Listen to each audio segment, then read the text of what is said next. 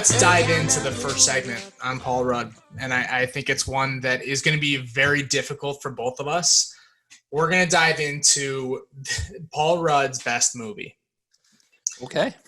So I believe you have this bracket for me, Zach, and I'm going to pick, and you're going to agree with every single thing that I talk about. Not a chance. We will not agree. So I'm going to start you off with two of the movies that I've mentioned here, two of his more well-known roles, and the first one being Ant-Man from the Marvel Universe, going up against Anchorman. Put both the men together there. What a tough start. So we're going to have a chance to talk about all of these movies as we go through. So maybe I'll just talk in depth about the movies that I'm going to eliminate from the best. So this is really tough because he's so good in Ant-Man. And Anchorman, I know he's not really a lead, but he is in the movie just as much as he's a strong supporting cast member here. I'm going to say Anchorman moves on. I think it is more of an iconic movie. I think it's more quotable. It's one that if you said to anybody, if you ask, not just Paul Rudd, people are going to know Paul Rudd is in it. But if you ask Will Ferrell, to name a Will Ferrell movie, that's going to be one that's up there, if not the first one that's mentioned. Yeah, I'm pretty sure 60% of the time they'll quote that all the time. So I am moving on Anchorman. Now, Ant-Man was an awesome movie. I think it's one of the best Marvel superhero movies. I think Paul Rudd also plays the best Ant-Man that you could. I don't know if there's anybody that you could put in there that would be a better Ant-Man, just with like his mannerisms, just the ability to do a comedic role and then also do a serious role when needed. And also, I mean, he's got that fatherly aspect to it as well. So Ant-Man was awesome. I loved it. It's one of my favorite superhero movies, but it's not being Anchorman. So I got to say Anchorman's moving on. Wow. Brian Fantana. A lot of people are going to be upset with you on that one. I guarantee it. Let's give you a little bit easier one here. I think this will be an easy one. We're going to go with Clueless versus This Is 40. So we talked a little bit about Clueless before we started, and I don't think it's that great of a movie. I think people talk about it. It's one that people remember, but it came out, 90s, right? 95, one of his first few years of acting. You're only saying that because you're still a virgin. I told you that in confidence. So I'm going to move on. This is 40. This is 40, I think, is a cool movie, but Clueless is just too old for me.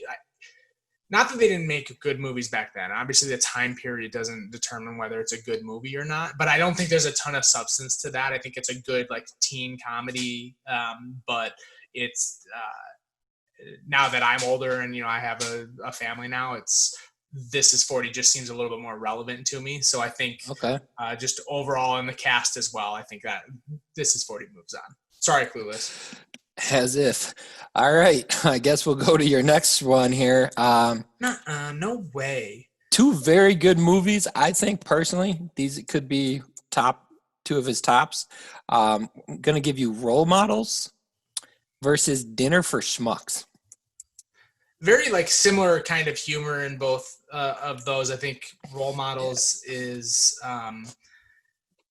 every movie that we're going to talk about is hilarious. Paul Rudd is in so many iconic movies, and he's played so many just really funny characters. But he always plays a serious, funny character, right? So we talked about David Spade last time, and David Spade is almost in the similar types of roles that Paul Rudd is, where there's other people that are the more ridiculous, over-the-top characters, and then there's the more subdued role where he's still really funny, but he's more controlled. And I like the adult in the situation, or at least he tries to be. I'm going to move on Role Models. Again, I think it's more quotable. I think it's a better story. Dinner for Schmucks has a great ending. It's such a feel-good movie. Steve Carell is obviously just as funny. Like a lot of these movies, it's the same kind of universe. I can't believe you're passing up. You got Steve Carell, Paul Rudd, and Zach Galifianakis. I know it's one movie together, and they're not making it past the pigtails here. It's crazy. Yeah, but you also have in role models, you have Sean William Scott, right? Jane Lynch in it. McLovin. Yeah, there's a lot of really good characters in that too. So I don't think the cast. I think you could put. Maybe I'll put it on the screen, just kind of the lead actors on this. If you go head to head, the casts are really cool. It was just more quotable. It's something that people are going to remember more, and I think more people have probably seen Role Models than Dinner for Schmucks. Although Dinner for Schmucks is a really good movie. I'm moving along Role Models. Give him your hat. You're just gonna quote every single one of these movies like you have something written down. I'm trying so hard not to just quote all of these. Give him your hat. Just give him your hat. All right, our last matchup is going to be I Love You Man, Paul Rudd playing Peter Kleiben, versus Wet Hot American Summer.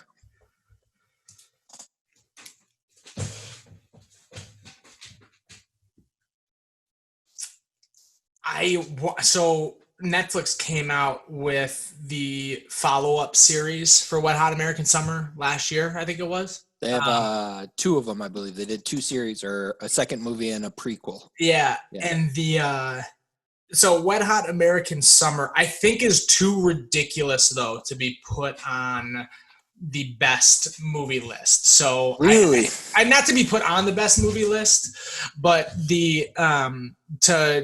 to move along here. I Love You Man is, again, all of these movies have really awesome casts, and Jason Segel is really funny.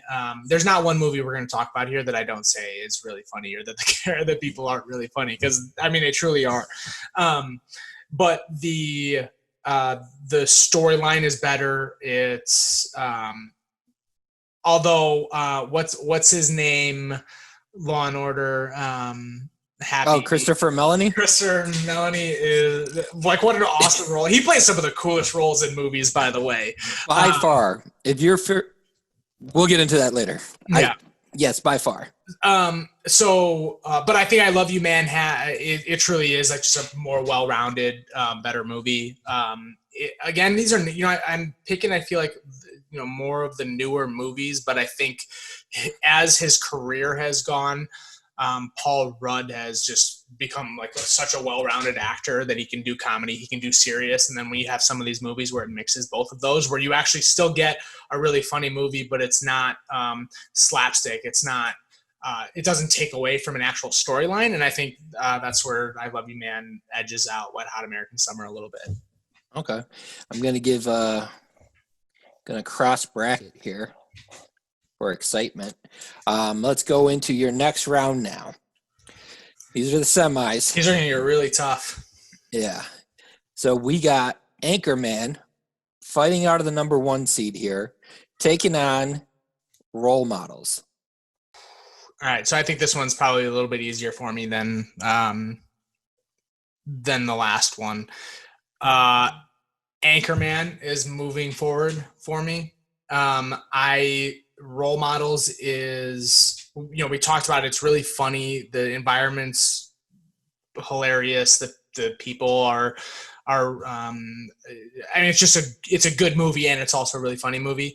But Anchorman, it's just iconic. And I know we said iconic a lot about some of the David Spade movies. We got some feedback on that, by the way, from our 3 viewers to this point. But it is. I mean, how else would you describe Anchorman as a movie if you didn't say it was iconic? Role Models is great. There's a lot of really quotable things, but I don't think you disagree with me on this. Anchorman is just a better movie. It's every single line, every part of that movie is quotable. You remember all of it. It's so ridiculous, over the top. But the cast, I don't think you'll find a better cast than Anchorman right now, at least on the comedy side. I guess I I'd give you that edge. Yeah, I'd give Anchorman over Role Models. And probably a closer battle, in my opinion. Just for how they age. I think Role Models ages pretty well. I did tell you, earlier. It's tough to not talk about Anchorman, and like some of the things that you get out of it are it's a pretty sexist movie. I know they make fun of it, like it's making fun of itself for how that era was, but there are still some things that are probably nowadays, even though it's only 10 years later, that don't go over. It's like 20 years later. Well, since Anchorman 2 came out in 2012. Oh, who knows? I know. I can actually tell you. Yeah, no. 2013. So even Anchorman 2. I mean, Anchorman 2 holds up a little bit better. But yeah, to your point, 20 years later, there's not going to be jokes that land the same. But I think they do it pretty tastefully. Yeah, especially with what they're doing it in a parody type of way. Like it's meant to draw that. It's insisting. It insists upon itself. All right, next round we have This Is 40 taking on I Love You Man. Yeah, so these movies are very similar, I feel like. You have someone going through kind of their midlife crisis, right? And I Love You Man, he kind of realizes that he has no friends. You think he's trying to pick his wedding party, right? That's kind of what it all stems from. And he realizes I don't really have too many guy friends. And so he's going through this transition where he's trying to make some new friends. And he's trying to realize maybe I missed out on a lot of things in my life. This Is 40 is, truly like a midlife crisis kind of. His business is failing. His marriage is rough. He's just dealing with all the stress. Spider-Man. His kids are monsters. Oh my God. We'll talk about worst roommates later, but man, can you imagine have to have kids that you live with? But I think This Is 40 moves on for me. I Love You Man is, Wow, you would take I Love You Man over This Is 40, huh? Yeah, in a heartbeat. Honestly, I think it's a better movie. Maybe it's not as funny. It doesn't have as good, cameos as I Love You Man does, but overall, I don't think you can argue that. I mean, I Love You Man is more of a slapstick comedy. It's more of just a lot of things to get laughs, but not a ton of substance there. Whereas This Is 40 actually deals with some issues that you go through as you're moving up in age, and as you're dealing with a family, and you're dealing with extended family, and you're dealing with friends going through issues. I think they're both very funny, but This Is 40 is just a better movie. It has more substance to it. I mean, I'm still in my late 20s, so I wouldn't know about dealing with any of that stuff, You're older than me, and I'm not in my 20s. I'm in my late 20s. The late part where it's past 30? Yeah, exactly. All right. I won't tell anybody that you're 32. Yeah. All right. So, wow. In a shocking upset to Fudge, at least, ladies and gentlemen, we now have This Is 40 taking on Anchorman. So, if you would have thrown all of his movies in front of me, I don't think I would have said these are the two best movies. But then when you pair them up against each other, as with him as a lead, and I guess that's actually going to be – so Brian Fantana is hilarious. He's he's like a cool character in a movie. I wish they fleshed him out a little bit more in Anchorman. Like I feel like he doesn't get as much as Champ Kynes does, or as much as Brick. Steve Carell. Yeah, Brick. They don't use him as much for a lot of the comedy. So it doesn't seem like to me, he doesn't seem as much as a part of Anchorman as some of the other ones, but obviously still plays a big part. And the fact that he's the sports guy, it makes me like him more in that role, just, from me being a huge sports guy. But I think This Is 40 is a better movie, and he's the true lead in it. So I feel like for me and everyone else listening, and you, Zach, I might have to say that This Is 40 is the best Paul Rudd movie. Whoa! You need to put some fireworks right here. Get the graphics going. Can you tell me what is wrong? Tell me something that you didn't like about This Is 40. It talked about Lost a lot, and I had not watched that yet. So I've never seen Lost, actually. But you don't have to because they gave you the ending. Yeah. Well, I got the ending like when it ended before I started watching it. Yeah, I'm sure you did. No, I'm saying like everybody. I'm saying like I was so far behind watching it that everyone spoiled it. But it's whatever. Still a great show. Go watch it. I don't pick against Anchorman. I mean, trust me. I think I just don't know if it's as good of a movie. It's more funny for sure. Anchorman is definitely the funnier movie. But This Is 40 is just a better movie. Like, if you were going to go take your parents to a movie, maybe not your parents, normal parents. Sorry, I was going to say, movies I've taken my dad to. They'll have this, they're going to have the same. Me and Mr. Tim saw Deuce Bigelow, Mel Gigolo in the theaters. We went and saw The Hangovers in the theaters. So. If you were to like take a girlfriend to a movie and their parents were coming with, and you wanted to make sure that they're seeing a good movie, and you had to pick between those two, which one would you actually pick?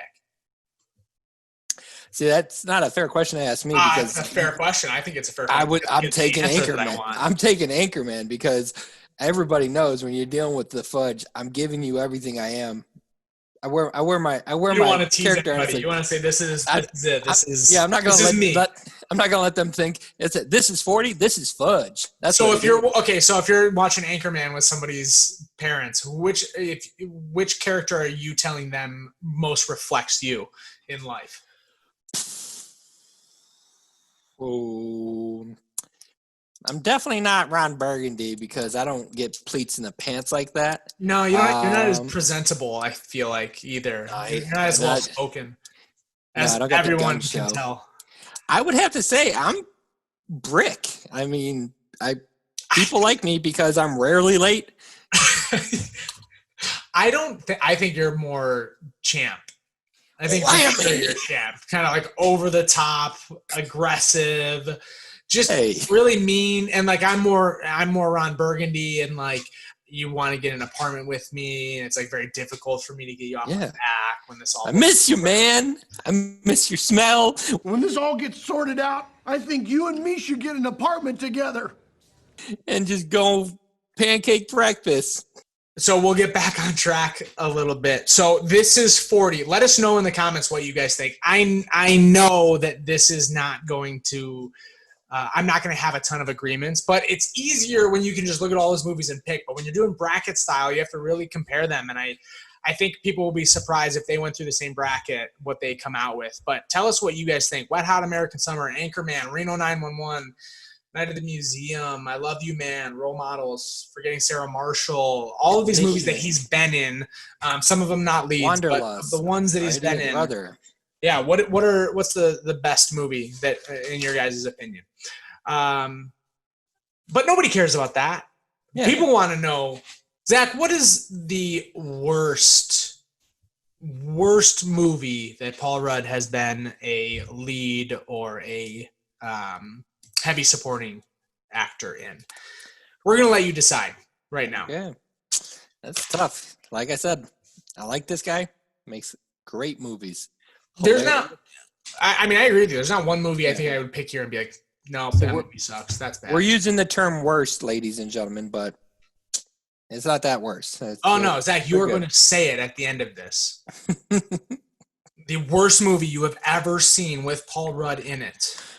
Here's the bracket. Okay, so this one isn't a live action, but it's an animated one, and it's got a lot of controversy around it. Sausage Party. Oh, wow. Versus Anchorman 2. Ooh. Now, Anchorman 2, I think, actually has a higher Rotten Tomatoes score than Anchorman does. But I know you don't care about Rotten Tomato scores. I don't care about any of those. I only care about the Fresh Fudge score. That's what we're starting. You want Rotten Tomatoes? I'm going to give you a Fresh Fudge score. So, and coming out firing. Talk through it. What is the worst movie between Sausage Party and Anchorman 2? These are both very Not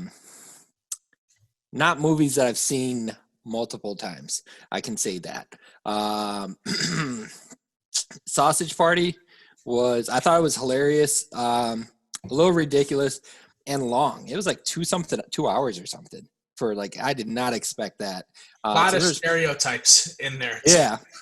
Yeah, definitely a lot there. But Anchorman 2 was just very insisting. It insisted upon itself. I already used that joke. Yeah, I know. And I'm calling back to it. I just Anchorman 2 is actually going to move on here for me. Sausage Party wasn't as bad as I thought a lot of people said. I did find it to be too long, but I just had so many issues with Anchorman 2 and just more so the delay of it. Like had they capitalized and done it within 3 or 4 years of Anchorman to try to capture some of that still gold scenarios that they had going. They had so many funny parts in the original. I just think it's one of the sequels that honestly I don't think holds up and kind of hurts the first. Yeah, they might have corrected some of the issues in terms of what jokes they can tell and what jokes they can't tell, and I think that's why it helped get it a better Rotten Tomatoes score. But I agree with you. They did wait a long time to come out with it from 2004 till 2013. So 9 years, took a while to actually get them to make it. So Anchorman 2 moving on in the worst bracket. Alrighty, the next one. So I know a show that you loved to watch back in the day, made a movie out of it, Reno 911 Miami. Oh my versus Year One. So Year One, again, so now keep in mind what we wanted to try to do here is have him in lead roles and say, okay, lead roles that Paul Rudd was in. But I can't leave Year One out of our conversation because it's hilarious, but also it's pretty iconic. He has some really cool cameos, and that's one of them. So Year One versus Reno 911, Zach, which is a worse movie for you? Oh my goodness. I can't even.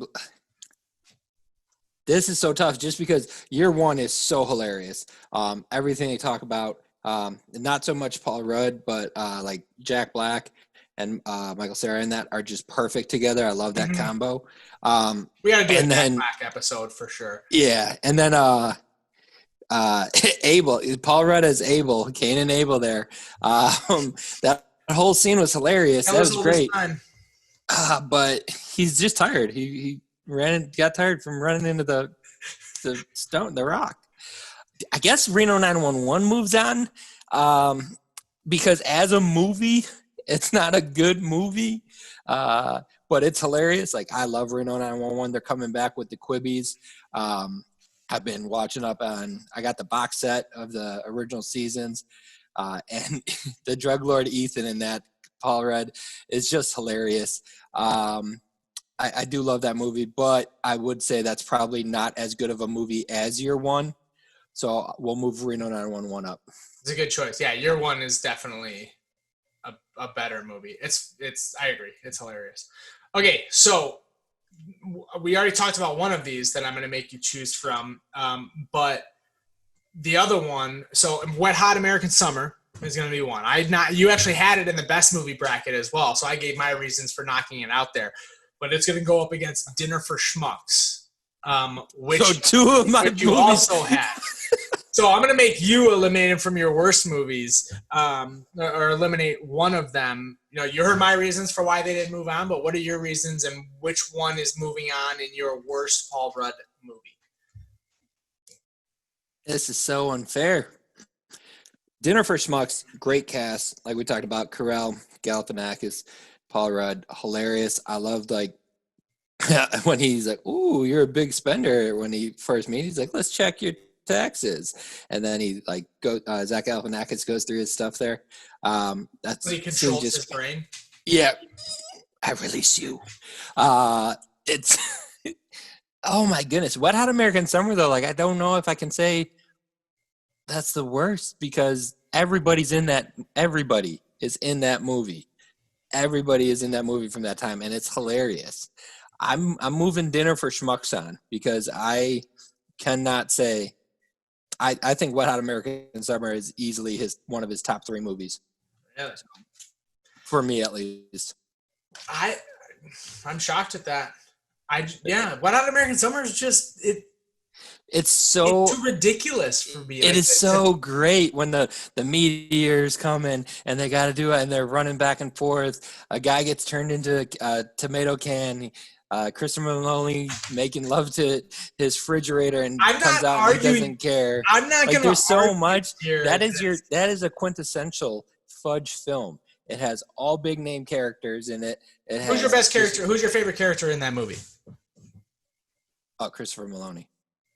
Even though he plays a smaller role compared to some of the other. Yeah, he's hilarious in that. I gotta. What's his name? Ian Michael. Yeah, he's great in that movie. Black, right? Ian Michael Black. Yeah, he's hilarious in that movie. Dude, there's so many people in that movie. I'm blanking on some people that are still famous now. Like sometimes you get a cast like that where I think like Clueless is a good example from 1995 where maybe you could pick 3 people out of that movie that are still successful now. But Wet Hot American Summer came out 6 years after that, and I think every single person in that movie that played a significant role. Yeah, Elizabeth Banks is in that, right? Elizabeth Banks.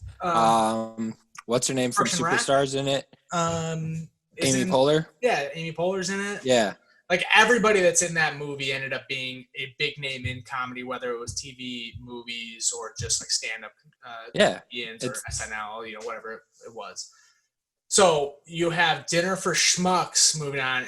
I gave you a tough one there. I agree. That is tough because Dinner for Schmucks, I think we both like. And is actually a good movie too. You give me 2 of my favorites going up against each other. You should have split that up, and we probably could have got one of those other movies moved in.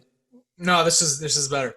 All right, so the final one matchup is Night at the Museum versus Wanderlust.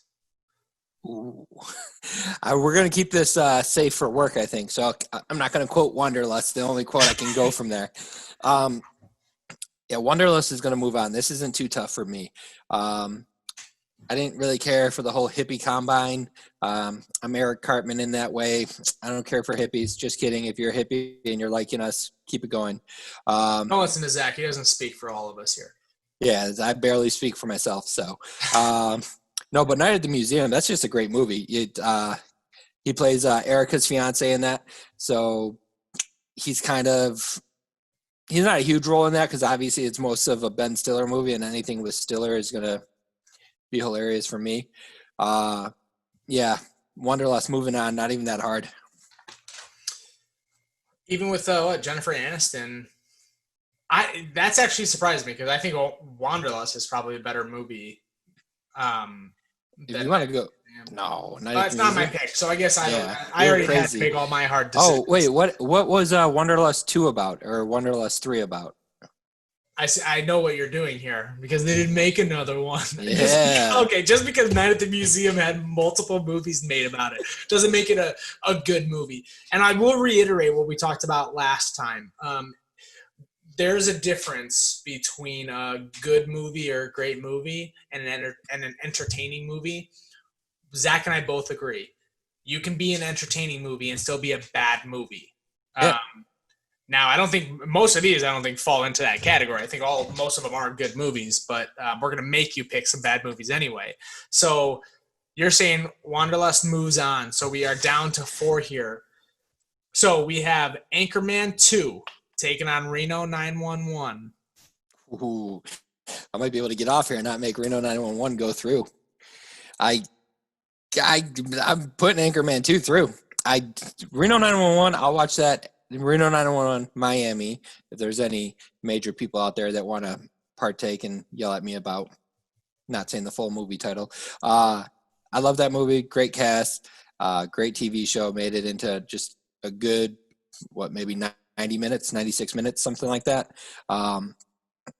Thomas Lennon, Niecy Nash, all the guys in it. Nick Swartzen's hilarious with his cameos in there as Terry.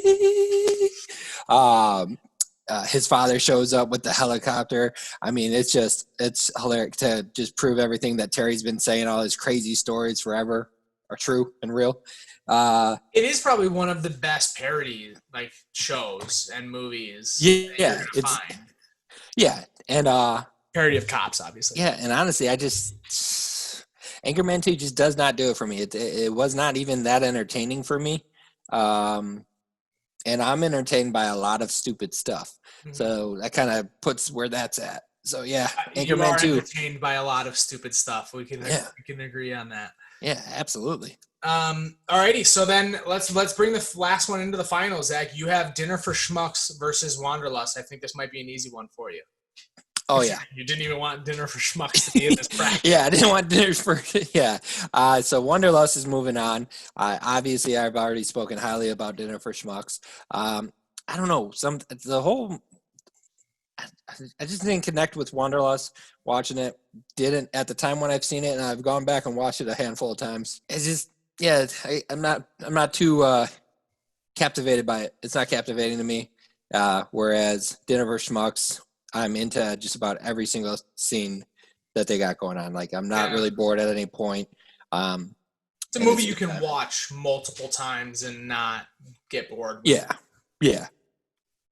So Wanderlust moves on. So I'm gonna put up the Rotten Tomato scores for this finals of your pick of the worst Paul Rudd movie. Or the worst of the 8 I gave you. I'll give you a little bit of an out here. The worst movie of the 8 that I gave you. But you have to pick now, Zach. Anchorman 2, which is over 70% on Rotten Tomatoes, versus Wanderlust, which is whatever this number is on Rotten Tomatoes. Hopefully I put a number there, otherwise that's going to look awkward. Yeah, man, I don't really care about Rotten Tomatoes too much. We've gone over it. The Fresh Fudge has Anchorman 2 at like a 10%. I don't like it. Don't like it. Wow, man. I'm going to tell Will Ferrell when we do a Will Ferrell episode, and you're going to tweet at him, and because you manage our Twitter account, and you're going to tweet at him. I'm going to make sure to like, I don't know how you work the Twitter, but I'm going to reply to it and forward and CC him on it. Whatever you do, I'm going to let him know you said Anchorman 2 was a terrible movie. It was. I think he'd say it too. Hey, I love Will Ferrell, but I'll call out a bad movie. I like Casa de Mi Padre. That's not good on the Rotten Tomatoes probably, but that's a different story for a different time. Anchorman 2 is going to take it as what I think is his worst movie that he's in.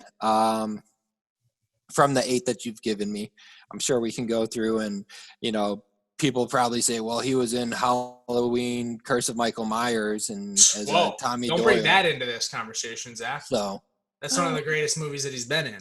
I wasn't a big fan of that particular Halloween movie. That's another story for another day. I don't like horror films. I know you don't. You get scared. I don't get scared. I'm not Nate. I don't believe that the dark forces. I don't like dark forces. That's Nate. Anybody that knows Nate, that's Nate. Yeah, Anchorman 2 is going to take this one for me. Anchorman 2, the worst movie that Paul Rudd has been involved in. And I will tell you, Paul, when you watch this, we appreciate all of the movies because it was very hard to even select any to go into this bracket, let alone for Zach to pick a winner. But there it is. We got a summer